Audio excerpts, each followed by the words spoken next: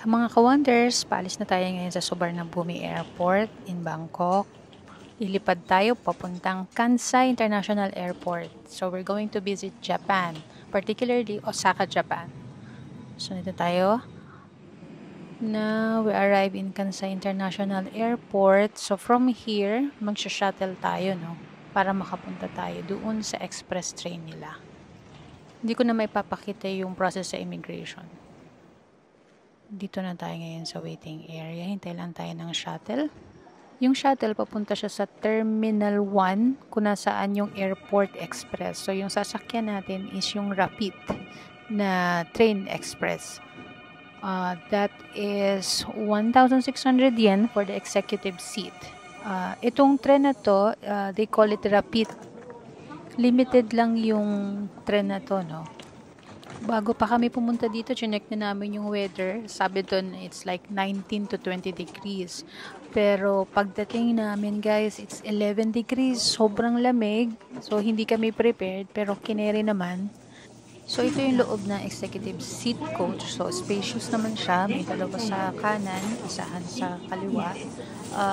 I think sa isang coach, meron siyang parang restaurant or parang beverage bar. So, ang travel time natin is 41 minutes from airport to Namba Station. So, pagbaba natin doon, meron like 10 minutes walking distance lang naman yung hotel na binook namin. So, hopefully, magamit natin yung Google dito for navigation.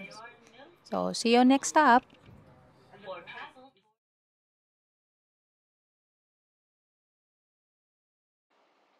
Mga ka-wonders, ito ang first meal ko, katsudon. Tara, kain tayo. Nandito na ngayon tayo sa waiting area dito sa labas ng Kura, isa sa mga trending na conveyor sushi dito sa Osaka. So, wait lang tayo. Mga ka-wonders, finally, nakapasok na rin tayo dito sa Kura after 30 minutes of waiting. Mukhang masarap naman lahat ng sushi. Kumuha na kami agad ng 6. Dito sa mismong table, may nakaredy na agad ng mga condiments. May soy sauce, may powdered wasabi, may sesame seeds, pickled ginger. Meron na din sila ditong drinking water dito na mismo sa table. So, nandito na siya lahat. Anyway, makikita nyo dito, merong 2 level ng conveyor. So, yung conveyor sa baba, rotating lang siya. So, dyan umiikot lahat ng mga sushi, randomly. Yung mga labels naman siya kung ano yung sushi na yun. Sa taas na level, doon naman isa-serve yung a la carte nyong order or yung meron kayong specific na sushi na order. Kung nakikita niya, meron kami ditong screen sa baba. So, dyan lang kayo mag-order. Kung meron kayong gustong i-add na wala dun sa mga umiikot na sushi. By the way, guys, 150 yen per plate ang sushi dito sa conveyor. Pero, yung ibang mga special nilang mga sushi, dessert, mga ganon, meron din siya dito sa may kiosk nila, dun sa ordering screen. So, ang goal natin is matikman mostly ng mga sushi na umiikot dito sa harap namin. Pero meron kaming specific na favorite. Yung may tofu. But, itatry nating matikman halos lahat. And mamaya, tingnan natin kung ilang plate yung kinaya namin. So, kain tayo guys. Enjoy natin.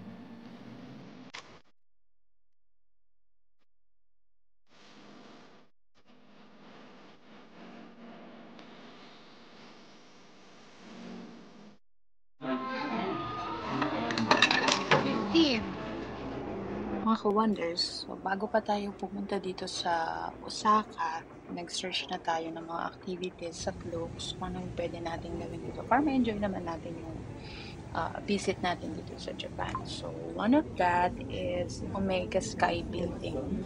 So, ang highlight sa Omega Sky Building is the 40th floor, which is nandun yung kanilang observatory. So, dun sa observatory, makikita natin ang Osaka skyline.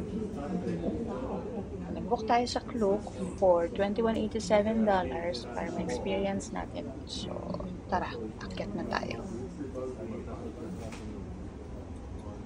So, ang taas talaga guys. Nandito pa lang ako sa 38th floor. So, may dalawang escalator pa bago ka makarating sa 40th floor. The 40th floor is the roof deck.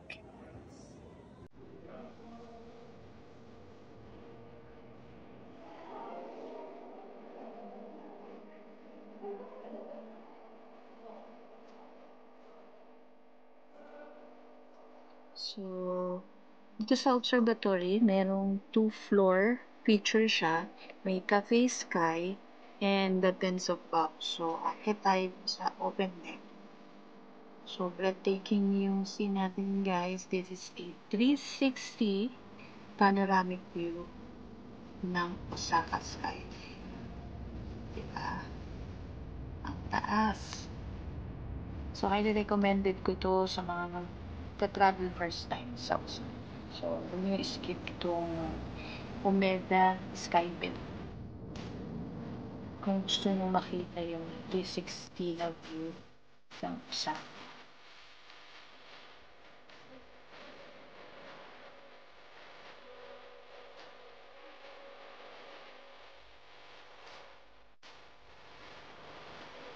So, ito lang siya. Tapos glow yung floor. Makikita na nag-glow. Para siya. Mga stars.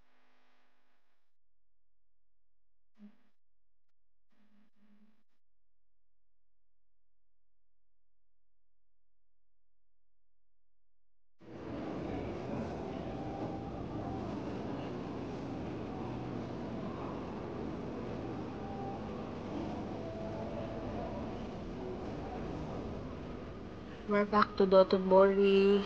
Sa pagod natin, hahanap tayo ngayon ng makakain. So, marami naman dito mga restaurants, mga street foods. Of course, Osaka is the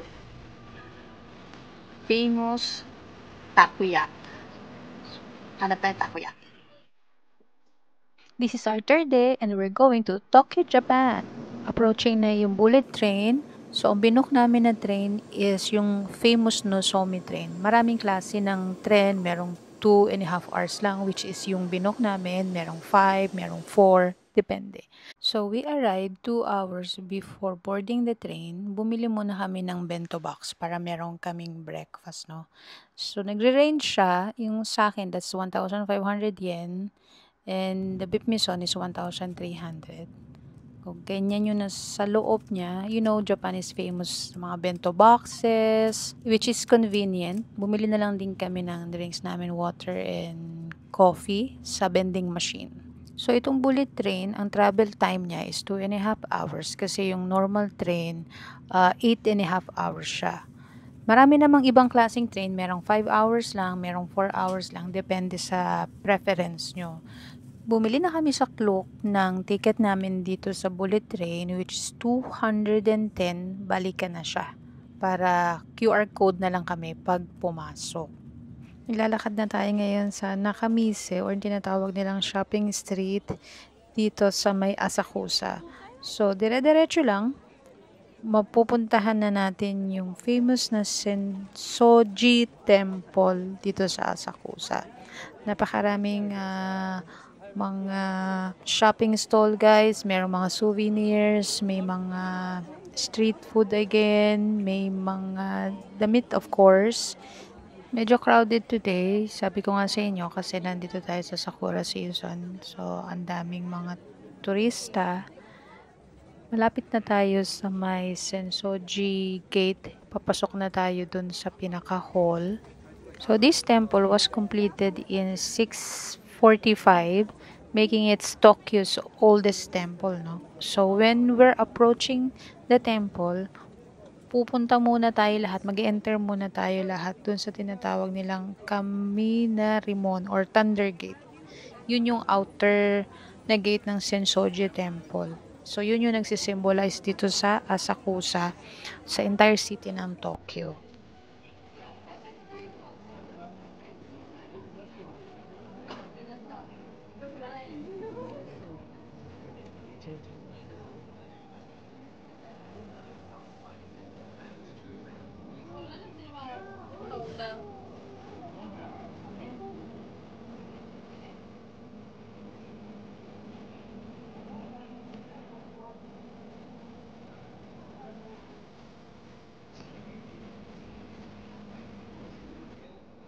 Papapasok na tayo ngayon dito sa tinatawag nilang Thunder Gate. So, sobrang laki nung gate niya.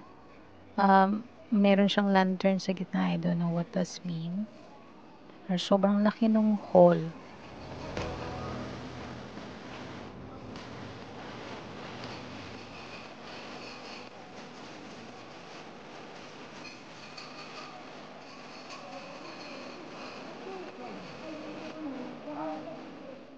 Try na natin tong fortune telling stick na to. Kung ano makukuha ko.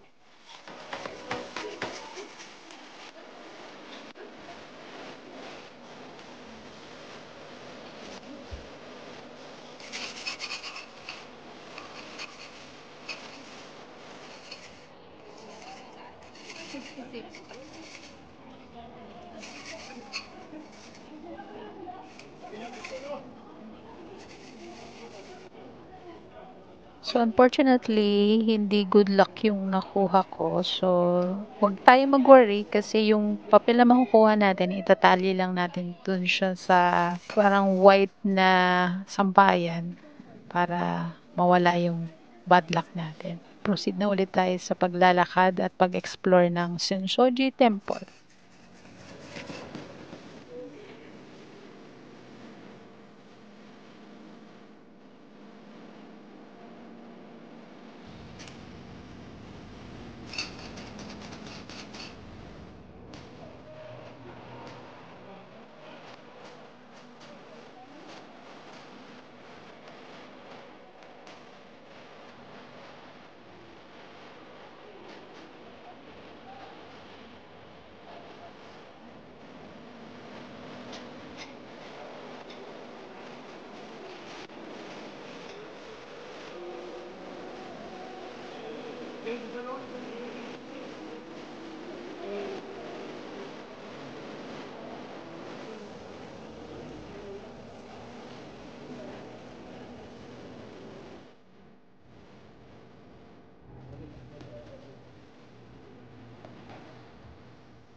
Bye-bye Sensoji Temple. Ngayon, pupunta na kami sa Don Quixote Asakusa. Bye-bye!